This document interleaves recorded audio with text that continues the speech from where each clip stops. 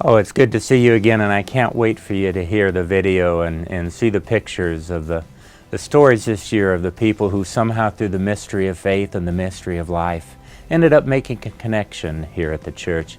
But first, let me catch you up to date on a couple of folks. Thomas is continuing his studies to be a drug counselor at UC Santa Cruz and doing well. Manny, the vet, you'll remember from last year, I'm sorry to say his health has failed, and although he still has his apartment, he's at the VA hospital in Palo Alto. You'll recognize that Bill is still here. Rick continues to work for the pool and spa company doing electrical and plumbing.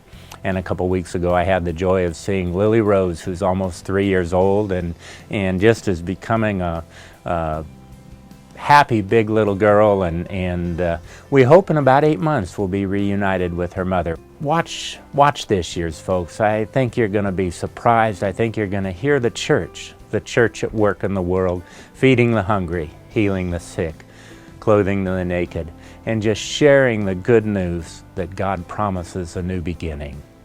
I found myself in quite the predicament.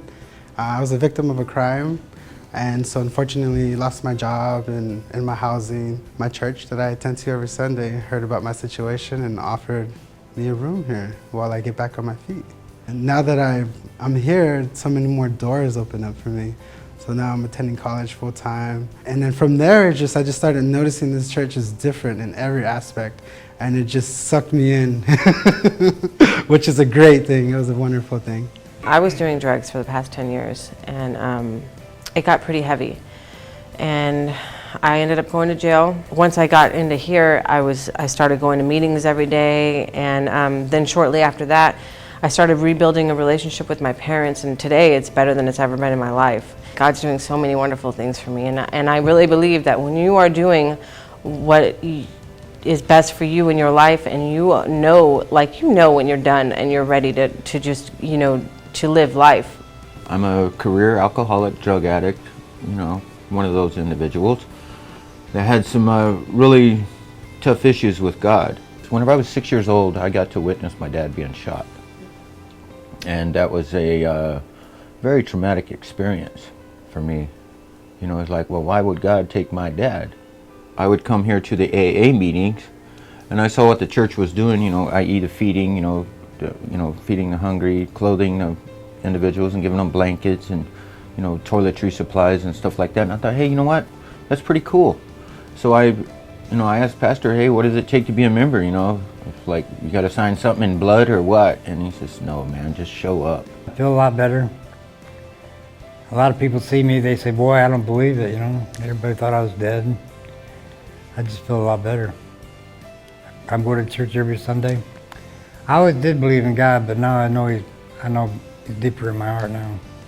I have been drinking and using drugs, had been drinking and using drugs since I was like 12 years old, and that became a very normal part of my life. When I got out of jail, my partner was in a rehab, and so now I was homeless by myself. I ended up at an AA meeting to see the person that was in rehab, and thinking that I could just go and flirt with him and talk to him and whatever. Wasn't thinking I was going for an AA meeting.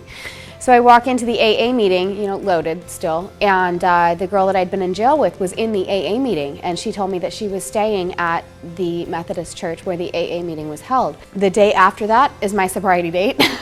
I am reestablishing a relationship with my parents. Pastor Jim gave me the opportunity to play the piano for the church at the service, which was kind of nerve-wracking but very exciting.